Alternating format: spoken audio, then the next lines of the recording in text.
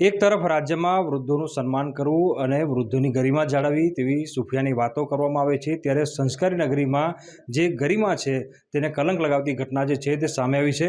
Majalpur police station હદ વિસ્તારમાં જે સોસાયટી આવેલી છે અને સોસાયટીમાં એક વૃદ્ધ માજી છે, તેમને તેમના પુત્રવધુ અને પુત્ર દ્વારા જે અત્યાચાર છે તે કરવામાં આવી રહ્યો છે।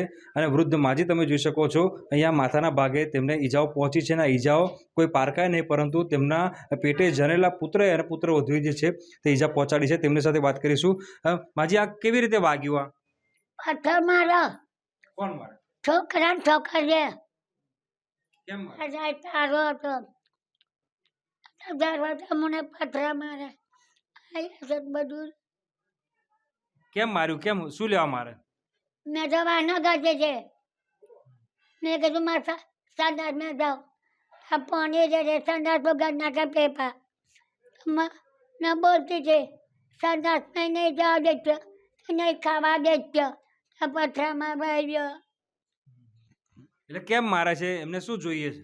એને ઘરો દવા અને એને ફરંદી છે ફાવતો નહીં। આ રસ્તો ઘર જઈ તો ખાડા ખાડા એને ફરવાનું ફાવતું નહીં। એટલે હું ઘેરની ઘેર એટલે એને કોઈ આવે લોકો ઘરમાં ઘરતો નહીં ફાવતું। આ છે બીજું કંઈ નહીં। બરાબર। હવે આગળ જે દરવાજો તૂટી ગયો, કોને તોડ્યો દરવાજો? એ હવે છોકરીએ પડકાયો। તો રોજે રોજ મારે તમને? રોજ રોજ નહીં, અઠવાડિયા 15 દાડે બરાબરની ઝઘડો કરે મારવા આવે।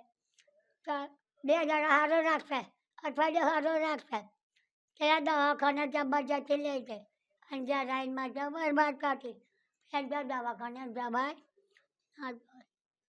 લઈ જઈ કરી ગોળીઓ હલાવી। કાલે પોલીસ સ્ટેશન ગયા હતા, પછી પોલીસે શું કીધું?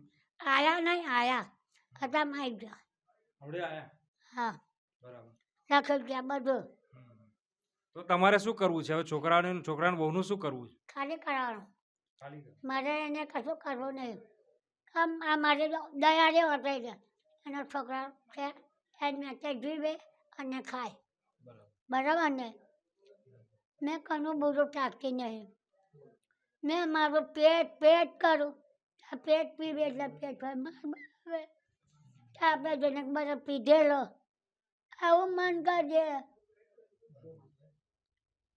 કેટલી હદે ત્રાસ વધી ગયો છે? સહન થાય છે ત્રાસ? આટલી હદે ત્રાસ આપે છે? એને બહુ ત્રાસ આપ્યો છે।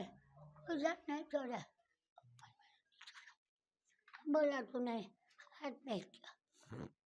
બિલકુલથી તો આ માજી તમે જોઈ શકો છો કઈ હદે ત્રાસ આપવામાં આવી રહ્યો છે પુત્ર અને પુત્રવધુ દ્વારા। તેમની આંખો છે, આંખોમાં આંસુ તમે જોઈ શકો છો। અને આ જે ઘાવ છે, આ ઘાવ ખરેખર તમને માથા પર દેખાય છે, પરંતુ એક માના દિલ પર ઘાવ જે છે તે લાગેલો છે। અને બીજી વાત કરીએ, આવ્યો છે તારનો અમે દુઃખી છે। મેં દયા ખાઈને ઘર આવ્યું, આ મારો છોકરો રડ્યો માર ઘર નહીં આવવું એને, માર ઘર નહીં આવવું એને। તો બેટા આપણો ભાઈ છે, આપણું પેટ છે, પટાઈને મેં ઘર આવ્યું, 4 દાડા સારું રાખ્યો અને પછી મને ઝઘડા કરવા મળી। લાઇટ બિલ ના હાલે, 6 વર્ષના ઘર વેરા બાકી, મારો છોકરો લાઇટ બિલ ભર દે, પછી પૈસા માગે, ત્યાં મારા છોકરા મારે, મારા છોકરો લાઇટ બંધ કરી દેતા ત્યાં પોલીસ સ્ટેશન કરે, હવે કેમ નહીં કરતી? બિલકુલથી તો એમના પતિની તસવીર જે છે જોઈ શકાય છે। આમનું નિધન થયું ત્યારબાદથી જે પુત્ર છે તેમના દ્વારા જે માતા છે તેને ત્રાસ આપવામાં આવી રહ્યો છે। એક દીકરો હતો, તેનું પણ મૃત્યુ થઈ ગયું। ઉલ્લેખનીય બાબત છે કે પુત્ર અને પુત્રવધુ જે છે પોતાની માને આ હદે ત્રાસ આપી રહ્યા છે, પરંતુ માં કહેવાય। આજે પણ આ વૃદ્ધા આટલો માર ખાધા પછી, દુઃખ સહન કર્યા પછી કહી રહ્યા છે કે તેમના પુત્રને કોઈ જાતની સજા નથી અપાવી, પરંતુ જે મિલકત પાછળ તે પડી ગયો છે તે મિલકતમાંથી તેને બરતરફ કરવો છે। અને હવે વાત કરીએ તો વૃદ્ધા અત્યારે ઘરમાં એકલા છે અને તેમના પર ઈજા પહોંચાડ્યા બાદ પુત્ર અને પુત્રવધુ ફરાર થઈ ગયા છે, ત્યારે પોલીસ અને તંત્ર જે છે તે આ વૃદ્ધાને કઈ રીતે ન્યાય અપાવે છે તે જોવું રહ્યું। હાર્દિક દીક્ષિત, ન્યૂઝ 18 ગુજરાતી, વડોદરા।